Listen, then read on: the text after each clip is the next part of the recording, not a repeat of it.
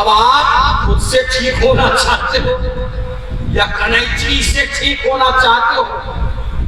یہ تو آپ کہتا ہوں وہی بات، سمجھتا ہوں جسے حق، میں زہر حلال کو کبھی کہہ نہ سکا۔ سچائی یہی ہے۔ اس لیے گاؤں کے نوجوانوں کو اب تو طے کرنا پڑے گا، پانی یہاں تک آ چکا ہے، ارتداد ہے۔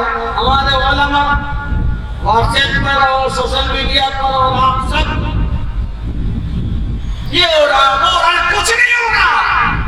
ہم سب نکاح کو صرف اپنے سوسائٹی اور معاشرتی زندگی میں ایک نکاح کا معاملہ ٹھیک کر لیں، نہ بیٹی بوجھ ہوگی، نہ کوئی بھاگے گی، نہ کوئی مسئلہ پیدا ہوگا، نہ سود کی رقم اٹھاؤ گے، نہ زمین گروی رکھو گے، نہ زیور لگا کر سود لو گے، کچھ نہیں کرنا پڑے گا۔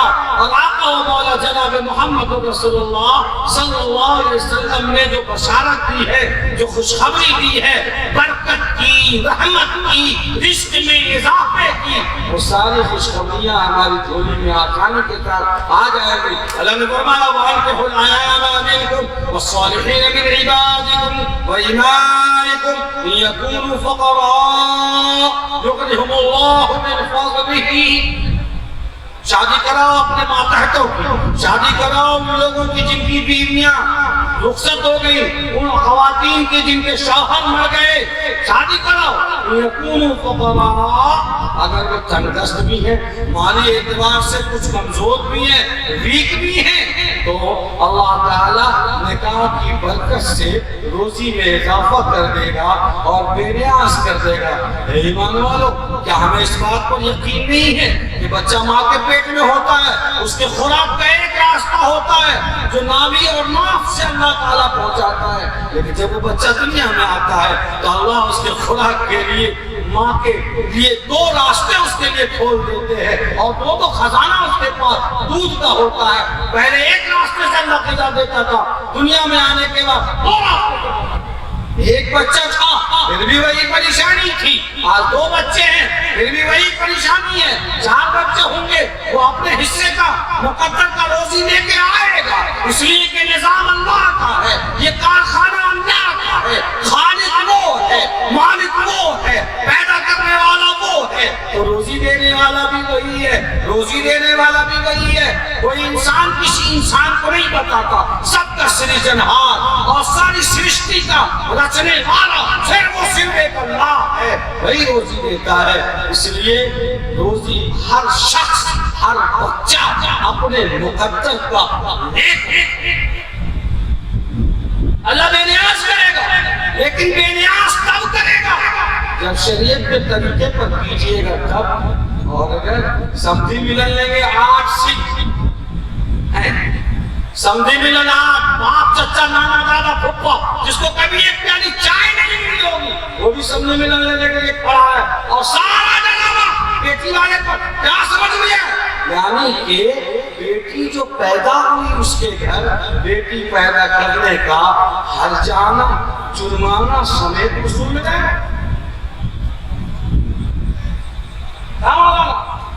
یہی بات ہے، بیٹی پیدا کرنے کا ہرجانہ جرمانہ سمیت وصول ہے۔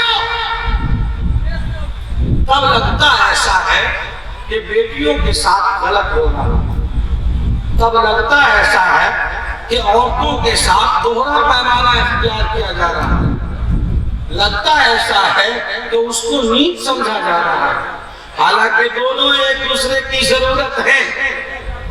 جیسے موٹر سائیکل کو چلنے کے لیے 2 پہیے کا ہونا ضروری ہے، اگر دونوں میں سے کوئی ایک پنچر ہو گیا وہ گاڑی چل نہیں سکتی ہے۔ شوہر اور بیوی دونوں ایک دوسرے کی ضرورت ہے، جب دونوں ایک دوسرے کی ضرورت ہے تو پھر یہ عدم توازن اور عدم اعتدالی اور یہ اونچ اور نیچ کیوں ہے؟ کہ بیٹی والا بھرے گا، کیوں بھرے گا؟ اس کا مطلب یہ ہے کہ بیٹی پیدا ہوئی ہے اس لیے وہ مجرم ہے؟ کیا اس نے بیٹی خود سے پیدا کر لی ہے؟ بیٹی پیدا کرنا، بیٹا دینا، یہ تو اللہ کا کام ہے۔ یہب لمن یشاء اناثا ویہب لمن یشاء الذکور۔ تو کیا کٹارا میں اجلاس اصلاح معاشرہ کمیٹی کے نوجوان میری گزارشات پر کان دھرنے کو تیار ہیں؟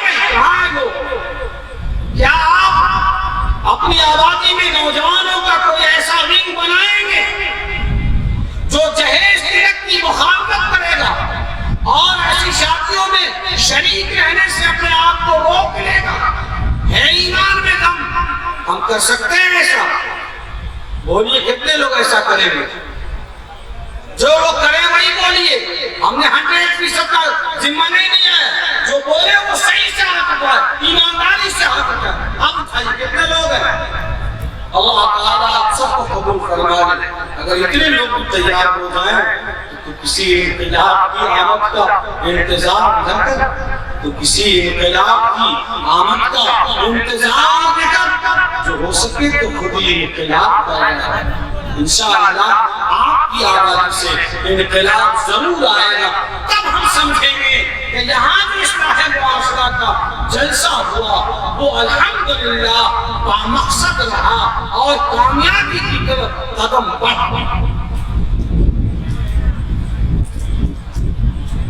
اللہ نے فرمایا یوصیکم اللہ فی اولادکم للذکر مثل حظ الانثیین۔ اے لوگو، اللہ تعالیٰ تمہیں تمہاری اولاد کے سلسلے میں تاکیدی حکم دیتا ہے کہ جائیداد میں بیٹے کا 2 حصہ ہے اور بیٹیوں کا 1 حصہ۔ یہ حصہ اللہ نے دیا ہے، جہیز دینے سے، بائک دینے سے، فرنیچر اور برتن دینے سے، اور مٹن اور چکن اور فش فرائی کھلانے سے جائیداد کا حصہ ختم نہیں ہو سکتا۔ یہ اللہ نے کیا ہے۔ یوصیکم اللہ فی اولادکم للذکر مثل حظ الانثیین۔ اللہ نے بیٹی کا حصہ مقرر کیا ہے۔ ہمارے سماج سے بہنوں کو اور بیٹیوں کو حصہ دینے کا مزاج ایسا ختم ہوا کہ اب بیٹیاں اور بہنیں بھی سمجھنے لگی ہیں کہ شاید ہمارا حصہ ہمارے والد کی جائیداد میں نہیں۔ اور کوئی آدمی دیتا بھی تب ہے جب وہ معاملہ کورٹ پہنچ جاتا ہے، اور جب کورٹ پہنچتا ہے تو فیصلہ مزاج کے خلاف ہوتا ہے۔ شریعت کہتی ہے بیٹے کا 2 حصہ، بیٹی کا 1 حصہ، اور جب کورٹ میں پہنچتے ہیں اور وہاں جب گھسائی ہوتی ہے تو جج اپنے مزاج سے کبھی تو ٹھیک کرتے ہیں اور کبھی اپنے فطری مزاج کے مطابق اپنے آقاؤں کے اشارے پر یہ فیصلہ کرتے ہیں کہ بھائی اور بہن دونوں کو 50-50۔ تب پریشانی بہت بڑھتی ہے، تب بے چین ہوتے ہیں۔ یاد رکھیے، حکومت کوئی بھی ہو، گورنمنٹ کسی کی بھی ہو، پارٹی کوئی بھی ہو، مسلمان جب تک اپنی شریعت تک اور اپنے پرسنل لا پر عمل خود سے کرتے رہیں گے، کسی کی اوقات نہیں ہے جو ہماری شریعت کے کسی ایک حکم پر بھی ہاتھ مارے۔ میں آ رہا ہوں قریب،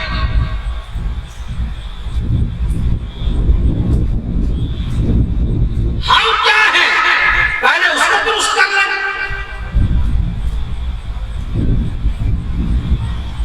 مسلمان اگر جائیداد میں حصہ دینے لگے،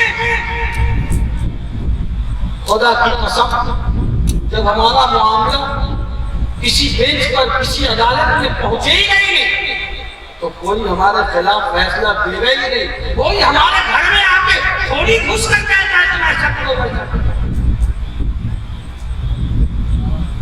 تو خود کیجئے تو بہت اچھا, دوسرا کرے تو بہت برا ہے. یہ تو وہی والی بات ہو گئی, میٹھا میٹھا ہاپ کڑوا کڑوا تھو تھو. تو یہ والا مزاج اسلامی مزاج اور اسلامی غیرت کے خلاف. شریعت نے جو طلاق کے اصول بنائے اور اللہ نے کن حالات میں طلاق کی اجازت دی ہے اور شریعت کی روح کیا ہے. جیسے کوئی آدمی مکان بنا رہا ہے اور بہترین مکان اس نے بنایا, لیکن اپنے مکان میں اس نے ٹوائلٹ نہیں دیا, گیسٹ روم بنایا اور اس میں واش روم نہیں دیا. کہہ رہے واش روم کوئی اچھی چیز تھوڑی ہے, لیٹرین روم پاخانہ اور باتھ روم اچھی چیز ہے, وہ گندگی والی چیز ہے. کوئی آدمی چاہے اس نے اپنے واش روم میں سونے کی سیٹ بٹھا رکھی ہو, لیکن کوئی آدمی ٹوائلٹ میں جا کر بیٹھ کر چائے پیتا ہے کیا؟ ارے بولتے کیوں نہیں آپ نہیں پیتا. کیوں؟ اس لیے کہ واش روم اور ٹوائلٹ اچھی جگہ نہیں ہے, وہ جگہ تو خراب ہے, گندی ہے. تو گندی ہے تو مکان میں کیوں اٹیچ کرتے ہو؟ وہاں 2 لاکھ کا آپ کا بیڈ لگا ہوا ہے, صوفہ لگا ہوا ہے, کرسیاں لگی ہیں, اور اسی جگہ ٹوائلٹ کا گیٹ کھل رہا ہے. کیوں؟ جی جناب, چیز تو بہت بری ہے لیکن ضرورت ہے, تو ضرورت کی وجہ سے گوارا کرنا پڑ رہا ہے. لیکن ٹوائلٹ کا استعمال اتنی دیر ہوگا جتنی دیر اس کی ضرورت ہے, اور تبھی ہوگا جب ضرورت پڑے گی. ارے وہ تو کیوں نہیں آپ گویا کہ بقدر ضرورت حسب ضرورت, یعنی جب ضرورت پڑے تب کتنی دیر, جتنی دیر میں ضرورت پوری ہو جائے تب. ضرورت پوری ہونے کے بعد چاہے وہ ایئر کنڈیشن کیوں ہو, آج کل تو بن ہی رہا ہے, آدمی اس میں نہیں رکتا, اس کا مکان جھوپڑی کا کیوں نہیں ہو, اسی میں وہ آ کے رکے گا. پتا چلا کہ جیسے ٹوائلٹ ناپسندیدہ ہونے کے باوجود گوارا کیا جاتا ہے, اور کوئی ایسا مکان جو کروڑوں روپے کا بن جائے, اگر اس میں باتھ روم نہیں ہے اس کے لیے اس کو جانا پڑے گا 500 میٹر دور, تو وہ مہمان کہے گا کہ نو, یہ مکان کی خوبی نہیں ہے. کیا ہے؟ مکان کی خامی ہے, مکان کی خامی ہے, اس میں ٹوائلٹ کا ہونا ضروری ہے. اگر نہیں رہے گا تو وہ مکان کی خامی ہے. اسلام میں اور شریعت میں طلاق اور ڈیورس کی گنجائش صرف اسی طرح سے ہے جیسے مکان کے لیے ٹوائلٹ کی. بس جب ضرورت پڑے تب بقدر ضرورت حسب ضرورت. جس سماج میں ڈیورس کی گنجائش نہیں تھی اور بین تھا, اس سماج کے واقعات پڑھ لیجئے کہ جب میاں بیوی میں مزاج نہ ملے اور دونوں کا زندگی گزارنا مشکل ہو جائے, دونوں ایک ساتھ رہنے کو جہنم سے بھی بدتر سمجھنے لگے, تو دونوں ایک دوسرے سے آزاد ہونا چاہتے ہیں اور آزادی کے لیے کوئی راستہ نہیں ہے, تو مجبوراً آپ نے مکان میں داخل کر دیا اور باہر سے تالا لگا دیا, کہا آؤ پریش ہے, لیکن آپ کو نکلنا ایگزٹ نہیں ہے. ان ہو گئے نکل نہیں رہے, آپ نے تالا بند کر دیا, مجبوراً ہمیں راستہ بنانا ہوگا, ہم کیوار توڑیں گے, روشن دان توڑیں گے, ضرورت پڑے گی تو دیوار بھی توڑ لیں گے. جس سماج میں डिवोर्स की गुंजाइश नहीं थी। उनके यहाँ जब दोनों का मिजाज न मिलने की वजह से दोनों एक दूसरे से आजादी चाहते हैं, रास्ता बंद है, तो किसी ने किसी को आग लगा दिया, एक दूसरे को चाकू मार दिया, तो अपने आशिकों से मरवा दिया। वो समझ रही है निकलने का रास्ता नहीं है, जान छोड़ाओ। मर्द ये समझ रहा है कि डिवोर्स तो देना है नहीं हमको, कहाँ से देंगे, उसकी गुंजाइश नहीं है, कानूनन वो जुर्म है। कोर्ट का दरवाजा खटखटाओ तो कोर्ट का ऑर्डर आते आते 10 साल गुजर जाएंगे, जब तक वो मामला क्लियर नहीं होगा हम सेकंड मैरिज नहीं कर सकते। चलो ऐसा करते हैं, इसमें कोई बहाना लगा के जला देते हैं, रिपोर्ट कर देंगे कि सिलेंडर कट गया है और वो किचन में थी।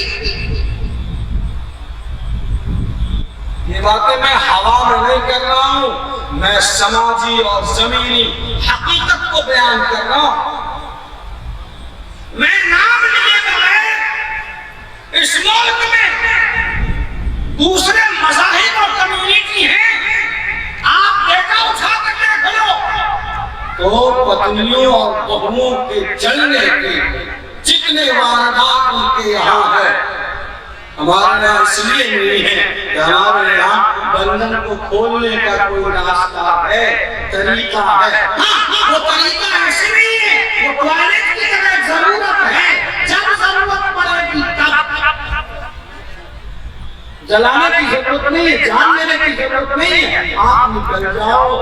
एक्सपर्ट मौजूद है, मुफ्तियान मौजूद है, काजी मौजूद है, आप ये ठीक है।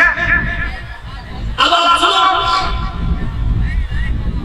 हमारे कुछ अजीज़ान वो ये समझते हैं कि भाई डॉक्टर ने बताया है कि खुराक लेनी है, एक गोली सुबह, एक गोली दोपहर, एक गोली शाम, तब जाकर बुखार उतरेगा।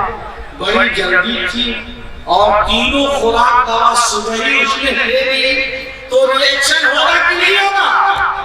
जान पर बनाएगी जनाब, बुखार का टूटना क्या, जान चली जाएगी।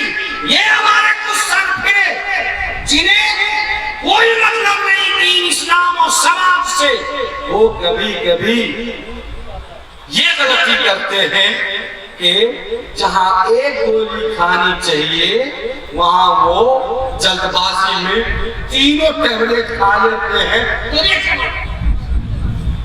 ये गलती डॉक्टर की नहीं है और न दवा की गलती है, गलती इस बेकार मरीज की है जिसने जल्दबाजी में तीनों खुराक एक साथ ले लिया है। डॉक्टर ने तो दवा भी अच्छी लिखी है और उसका टाइम टेबल भी बताया है, गलती उस आदमी की है, डॉक्टर की कोई गलती नहीं है। लोगों, कानून तलाक की गलती नहीं है, गलती उस बदतमीज इंसान की है जिसने बिना सोचे समझे शरीयत के उसूलों को अपनाए बगैर अपने बाप की जागीर समझकर तीनों एक साथ ठोक दिया। अब बाप बाप कर रहे हो, कर रहे हो, समझ में नहीं आया था। निकाह पढ़ाने के लिए काजी निकाह को तलाश रहे थे और तोड़ने के लिए खुद से तैयार हो गया। मुझे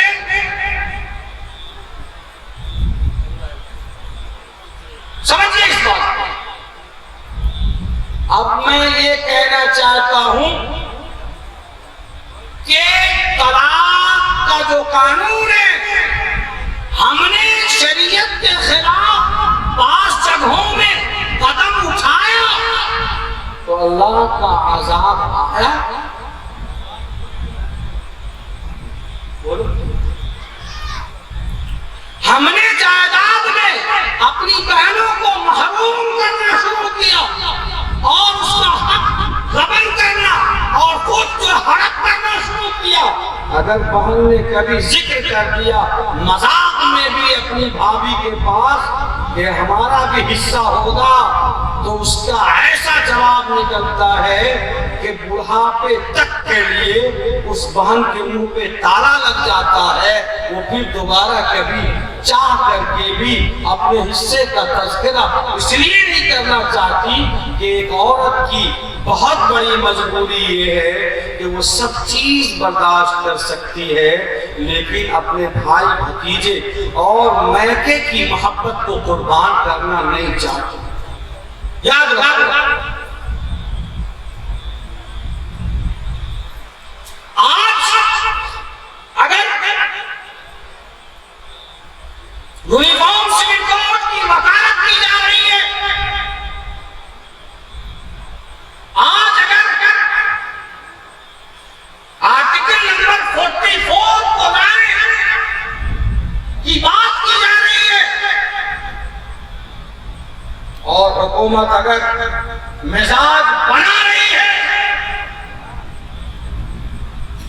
تو میرے بھائیوں، سکے کا دو رخ ہے۔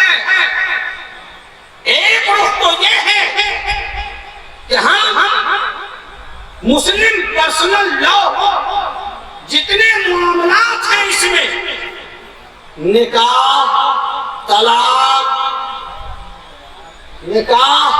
تعدد ازدواج اسی میں نکاح میں آ گیا، وراثت، ہبہ، وقف، عدت، حضانت، ولایت، یہ جتنے 18-19 معاملات ہیں جو ہمارے نجی زندگی سے متعلق ہیں، اگر ہم سب خود بخود ٹھیک ہو جائیں اور شریعت کے بتائے ہوئے طریقے پر قرآن ہمارے سامنے ہے، احادیث ہمارے سامنے ہے اور دونوں کی تفسیر ہزاروں اور کروڑوں کی تعداد میں کتابیں ہمارے سامنے ہیں، ایکسپرٹ علماء، مفتیان اور محققین اور فقہاء ہمارے درمیان موجود ہیں، اگر آج ہم اپنی شریعت پر اور پرسنل لا پر خود بخود عمل کرنے لگیں اور دانتوں سے پکڑ لیں تو میں پھر یہ بات دہرانا چاہوں گا پوری جرأت کے ساتھ کہ حکومت کوئی بھی ہو،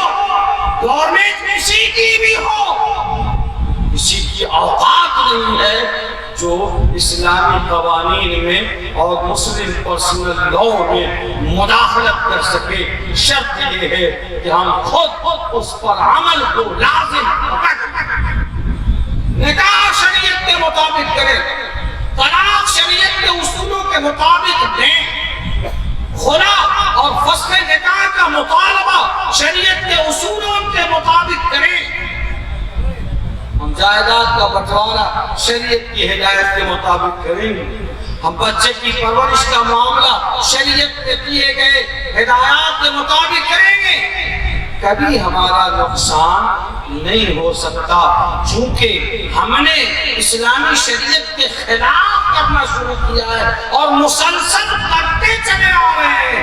اس لیے آج پھر گورنمنٹ ہماری شریعت میں مداخلت کرنے کو تیار ہے اور یونیفارم سول کوڈ جلا کر کے گویا کہ اسلامی اصولوں کو توڑنے کی کوشش کی جا رہی ہے۔ کمی ہماری ہے کہ اگر آج بھی ہم اپنی شریعت پر پابند عمل ہو جائیں تو انشاءاللہ کوئی ہمارا نقصان نہیں کر سکتا۔ جو اندر کی توڑ ہے اس میں ہمارے لیے دشوار، جو داخلی خطرہ ہے، خارجی جو خطرہ ہے، اور اگر لا کمیشن نے UCC پر رائے طلب کی ہے اور مشورہ مانگا ہے تو ہمارا موقف صاف ہے اور میں یہاں بھی صاف کر دینا چاہتا ہوں کہ ہمارا مشورہ کلیئر ہے، ان صلاتی و نسکی و محیای و مماتی للہ رب العالمین، میری نماز، میری قربانی، میرا جینا، میرا مرنا صرف اور صرف اللہ کے لیے ہے کہ میری زندگی کا مقصد تیرے دین کی سرفرازی، میری زندگی کا مقصد تیرے دین کی سرفرازی، میں اسی لیے مسلمان، میں اسی لیے یہ ہمارا کلیئر واقع ہے اور اسی جذبے نے ایک آدمی کو مجبور کیا ہے کہ وہ اپنی رائے بھیجے۔ خارج کے فتنے سے نمٹنا ہمارے لیے آسان ہے، لیکن مشکل ہے جب داخل کا فتنہ ہوتا ہے۔ اس عبداللہ کو، اس عبد الرحمن کو، اس جمن میاں کو اور اس بڑا آدمی کو سمجھانا اور ان کو عمل کے راہ پہ لانا اور اس کو روکنا، یہ بڑا مشکل اور بہت ہی ٹیڑھی کھیر معلوم ہوتی ہے۔ اے مسلمانوں، عوام اپنے حصے کا کام کرے، قائدین اور رہنما، علماء اور ذمہ داران اپنے حصے کا کام کریں۔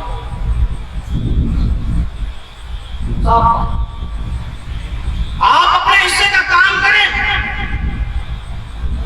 معاشرے میں سارے لوگ، چاہے وہ عامل ہو، جاہل ہو، ٹیچر ہو، کاشتکار ہو، کسان ہو، سب اپنی زندگی میں مسلم پرسنل لا، جو پرسنل مسائل ہمارے ہیں اس پر ہم پابند ہو جائیں اور کاربند ہو جائیں، ہم اپنے حصے کا کام کریں۔ اب رہا سوال طلاق کے قانون کو ختم کرنے کی، جب ہم خود اس پر عمل پیرا رہیں گے کوئی ختم کرنے کیا ہے؟